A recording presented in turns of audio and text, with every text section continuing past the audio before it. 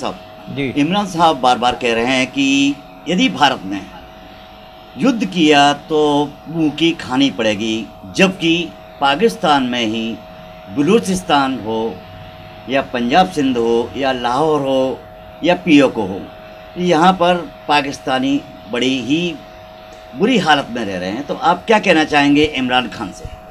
सबसे पहले तो मैं इमरान खान साहब को अस्सलाम वालेकुम अर्ज़ करता हूँ। और वो पाकिस्तान के प्राइम मिनिस्टर हैं, लेकिन वो शायद ये भूल गए कि हिंदुस्तान उनका बाप है, क्योंकि हिंदुस्तान हमेशा जिंदाबाद रहा है, जिंदाबाद है और जिंदाबाद ही रहेगा इंशाअल्लाह। और ये बात समझ लें, आप कान खोल के सुन लें, ये पाकिस्तान कि हिंदुस्तान का अभिन्न अंग कश्मीर, हमेशा कश्मीरी हमारा था, कश्मीरी भी हमारा है और कश्मीर भी हमारा ही रहेगा, ये समझ लें आप।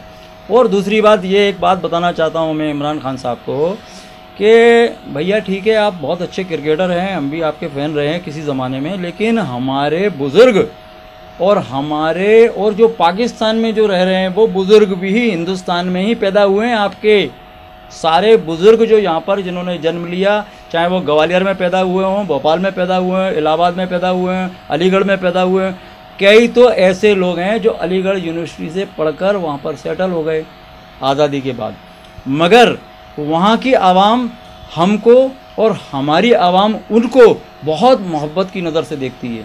आप ये समझ लें, बिल्कुल वहाँ के हुक्मरान जो हैं वो बहुत ही धकियानूसी विचार रखते हैं भारत के लिए, और भारतवर्ष हमेशा उदारवादी तरीके से हम सबको एक भाईचारे के रूप में, एक भाई के रूप में हमेशा से प्यार करते रहे हैं, और इसके लिए हमने पूरे विश्व को ये संदेश भी दिया है। और भैया भारतवर्ष तो पूरा विश्व गुरु रहा है, विश्व गुरु है और आगे भी रहेगा।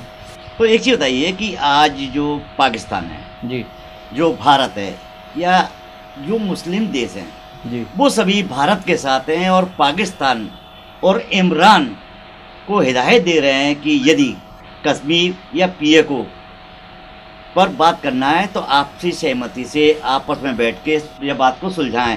मगर पाकिस्तान ने बार बार राग अलापते हैं कि यदि लड़ाई हुई, यदि युद्ध हुआ तो वो हमला करेंगे, एटमी हमले की धमकी बार बार दी जाती है। जी, ये बहुत गंभीर आपने प्रश्न किया है डंडोतिया साहब।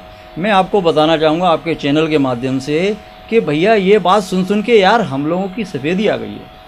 ये जवानी से, हम बचपन में जब छोटे थे तब भी हम सुनते थे पाकिस्तान की, तो ये गीदड़ बकरियाँ हम सुनते सुनते पक गए हमारे कान। और भैया अगर तेरे अंदर कुछ ताकत है या कुछ करने का मादा है तो अपने पाकिस्तानियों के लिए, बहबूदी के लिए काम करो भैया।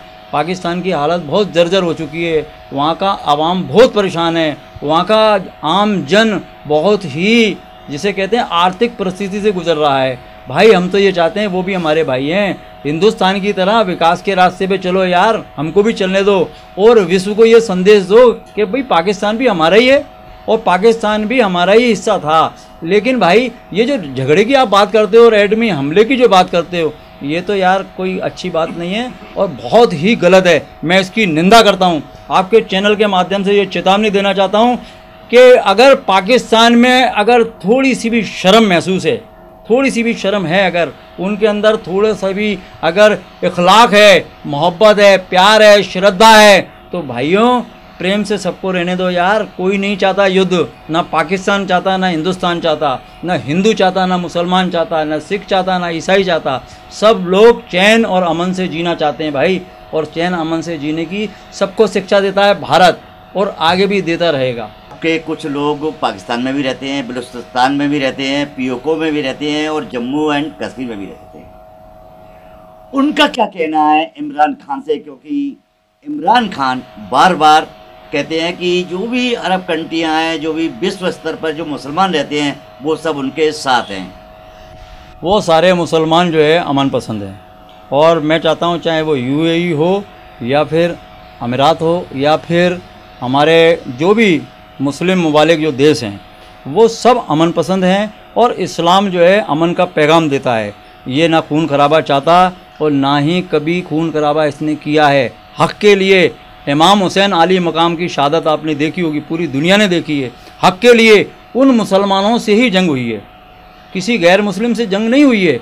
उन मुसलमानों से जंग हुई है जो अपने तरीके से इस्लाम को चलाना चाहते थे, अपने तरीके से अपनी बात को मनवाना चाहते थे। वो क्रूर शासक थे, उन्होंने तमाम सारे प्रलोभन भी दिए उनको कि यहाँ का गवर्नर बना देंगे, वहाँ का गवर्नर बना देंगे, आपको ये सूबा दे देंगे, आपको वो सूबा दे देंगे। लेकिन नहीं, हक और ईमान के लिए उन्होंने पूरे घराने को कत्ल कर दिया और उसमें जंग की। उस जंग में इंशाअल्लाह फतेह हुई। लेकिन वो फतेह आज हमें उस बात को भी याद रखना चाहिए कि हज़रत इमाम हुसैन आली मकाम ने जो जंग की थी वो हक पर की थी। और आज भी हम भी आज हक पर ही जंग चाहते हैं, हम ना हक पर जंग नहीं चाहते, ना कभी की थी ना कभी करेगा।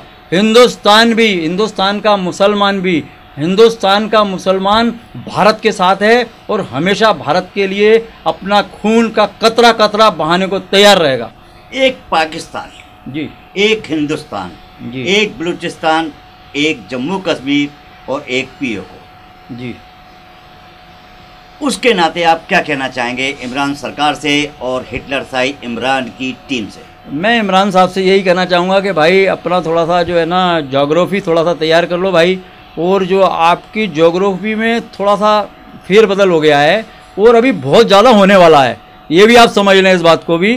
क्योंकि क्या है भाई, हमने हमेशा उदारता का रास्ता अपनाया है और उस उदारता के रास्ते के लिए हमने हमेशा ये चाहा कि हम जो है भारत की अस्मिता को देखते हुए, हम भारत की नागरिकता को देखते हुए, हम भारत का भाईचारे को देखते हुए हिंदू मुस्लिम एक जैती से जो लोग यहाँ पर रहते आए हैं और हमारे लोगों ने हमेशा उदारता का परिचय दिया है। पाकिस्तान ने कई गलतियाँ की हैं, आपको याद होगा 1971 में भी उसने मुँह की खाई थी। 1962 में आपने देखा होगा कई पूर्व में जो जंगें हुई हैं, उन जंगों का भी नतीजा बिल्कुल सिफर रहा। सिफर पाकिस्तान के लिए रहा, हमारे लिए नहीं, हमारे लिए तो प्लस पॉइंट रहा, क्योंकि हम हर जंग जीते हैं। और इंशाअल्लाह हम चाहते नहीं है कि जंग हो। जंग अगर हो तो इंसानियत के लिए जंग होना चाहिए, ना इंसाफ के लिए जंग नहीं होना चाहिए। और ये पूरे विश्व को जो दिग्भ्रमित करने का काम इमरान खान कर रहे हैं, ये मैं कहूँगा उनसे कि ये कतई ना करें, क्योंकि इससे दिग्भ्रमित हो रहा है पूरा विश्व को। जो गुमराह कर रहे हैं आप, गुमराही के रास्ते पे ले जा रहे हैं कि पूरे अरब मुबालिक देश हमारे साथ हैं, पूरी दुनिया हमारे साथ है। ऐसा कुछ नहीं है भाई, हिंदुस्तान जिंदाबाद है, जिंदाबाद था, जिंदाबाद ही रहेगा।